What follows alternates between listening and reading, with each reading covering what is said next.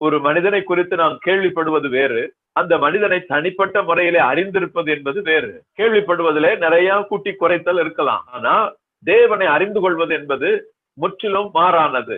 நாம் பல காரியங்களை தேவனை குறித்த அநேக காரியங்களை கேள்விப்படுகிறோம். எல்லாரும் கொஞ்சம் கொஞ்சம் அவரை குறித்து சொல்வார்கள், கேள்விப்படுகிறோம். ஆனால் அவரை அறிந்து கொள்வது என்பது அவரோடு நெருங்கி பழகுவது, அவர் பேசுவதை கேட்பது, அதுதான் அவரை அறிந்து கொள்வது.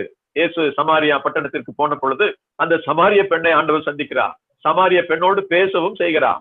ஊருக்குள்ளே போய் எல்லா மனிதர்களிடத்திலும் நான் செய்ததெல்லாம் ஒருவர் எனக்கு சொன்னார், வந்து பாருங்கள் என்று சொல்லி அந்த ஊர் முழுவதையும் அழைத்து கொண்டு வந்து விட்டார். அந்த பட்டணம் முழுவதும் ஆண்டவரிடத்திலே வந்தார்கள். வந்து அவர் பேசுவதை கேட்டு எங்களோடு தங்கும் என்று சொன்னார்கள். இயேசுவும் அங்கே தங்கி கடவுளுடைய வார்த்தையை அவர்களோடு பகிர்ந்து கொண்டார். அந்த வார்த்தைகளை எல்லாம் கேட்ட பிறகு அவர்கள் சொன்னார்கள், அந்த பெண்ணை பார்த்து சொன்னார்கள், நீ சொன்னதுனாலே நாங்கள் நம்பவில்லை, நாங்களே அவருடைய வார்த்தையை கேட்டோம், அவர்தான் இந்த உலகத்திற்கு மீட்பர் என்று இப்பொழுது அறிந்து கொண்டோம் என்று சொன்னார்கள்.